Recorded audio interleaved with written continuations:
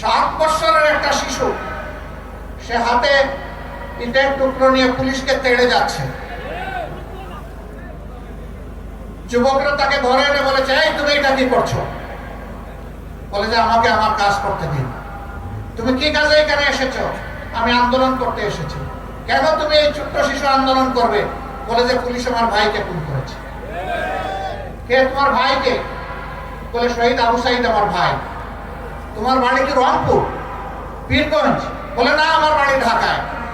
তাহলে ও তোমার ভাই হয় কেমনে? বলে যে ও আমার ভাই হবে না তো কে হবে? যে মানুষের মুক্তির জন্য রাস্তায় নেমে জীবন দিয়েছে সেই আমার ভাই। তুমি যাও, আন্দোলন আমরা করব।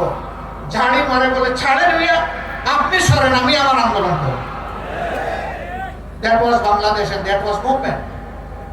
কেন এই 10 মাসের শিশু আন্দোলনে শরীর হয়ে গেল? এই 7 বছরের শিশু কেন শরীর হলো? এই মা কেন আসলেন?